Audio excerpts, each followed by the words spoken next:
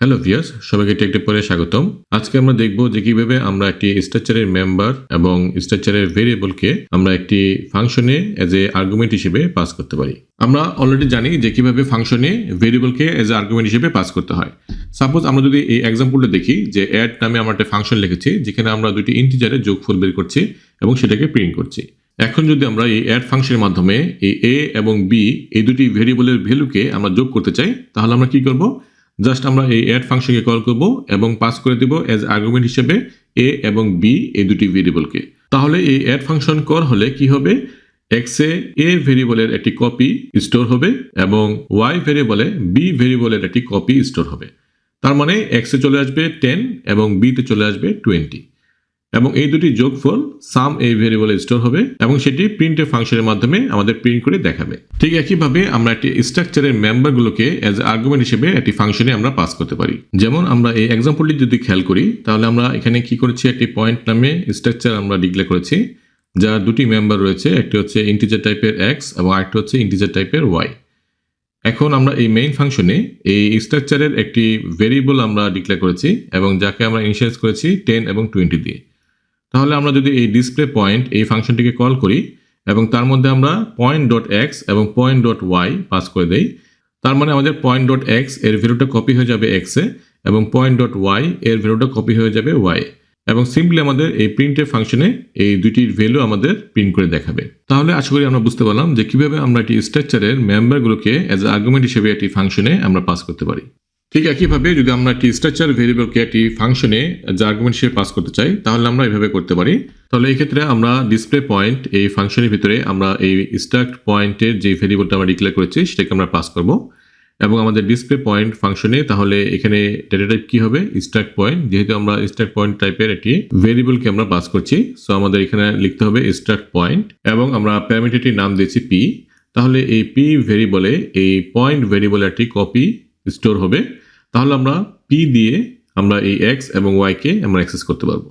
তাহলে আমরা প্রিন্টের ফাংশনে জাস্ট পি ডট এক্স এবং পি ডট ওয়াই এর মাধ্যমে আমরা এক্স এবং ওয়াই এর ভ্যালুকে আমরা প্রিন্ট করছি এখানে।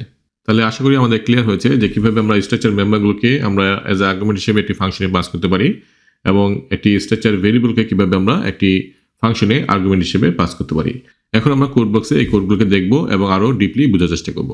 আমাদের প্রথম প্রোগ্রামটা ছিল এরকম যে আমরা মেম্বার পাস করছিলাম এই স্ট্রাকচারে। সো আমাদের এই ভেরিয়েবল মাধ্যমে আমরা এই মেম্বারগুলোকে অ্যাক্সেস করছিলাম এবং আমাদের এই ফাংশনে আমরা পাস করছিলাম। সো এখানে আমাদের ডিসপ্লে পয়েন্টে তাহলে আমাদের এখানে ডেটা টাইপ হবে ইন্ট, যেহেতু আমাদের এখানে এই মেম্বারের ডেটা টাইপ হচ্ছে ইন্ট, সো আমরা এই জন্য ইন্ট নিয়েছি এবং ঠিক একইভাবে এখানে আমাদের ওয়াই এর ডেটা টাইপ হচ্ছে ইন্ট, সো আমরা এখানে ইন্ট নিয়েছি। এখন আমরা যদি এটাকে রান করি তাহলে আমরা দেখব যে এই 10 এবং 20 আমাদের প্রিন্ট হচ্ছে। সো আমরা যদি রান করি তাহলে আমরা জাস্ট 10 এবং 20 পেয়ে যাচ্ছি। সো এখানে আসলে কি করছে, এখানে আমাদের এই পয়েন্ট ডট এক্স এর একটা কপি আমাদের এক্স চলে আসতেছে এবং এই পয়েন্ট ডট ওয়াই এর একটা কপি আমাদের ওয়াইতে চলে আসতেছে এবং সেটাকে আমরা প্রিন্ট করছি। এখন আমরা যদি এটাকে ডিবাগ করি, সাপোজ এখানে আমরা ব্যাক পয়েন্ট দিলাম এবং আমরা ডিবাগারটা রান করলাম। সো আমরা দেখতে পাচ্ছি যে আমাদের এক্স এ এবং ওয়াইতে 10 এবং 20 চলে আসছে।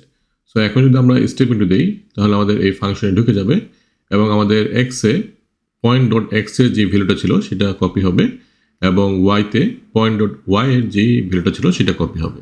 তাহলে আমরা এক্সে পেয়ে যাচ্ছি 10 এবং ওয়াইতে পেয়ে যাচ্ছি 20 এবং সিম্পলি আমরা এখানে প্রিন্ট করছি। তাহলে এই ধরনের ফাংশন কলকে কি বলা হয়ে থাকে? Call by value. যেহেতু আমরা শুধু ভ্যালু পাস করছি, আমরা কোনো রেফারেন্স পাস করছি না, সো এই ক্ষেত্রে আমাদের এই ফাংশন কলটাকে আমরা বলে থাকি কল বাই ভ্যালু। ওকে, এখন আমরা জাস্ট এই ডিসপ্লে পয়েন্টে আমরা এই ভেরিয়েবলটাকে যদি পাস করে দেই, পয়েন্ট স্ট্রাকচারটাকে যদি আমরা পাস করে দেই, তাহলে আমরা এখানে আমাদের ডেটা টাইপ কি হবে?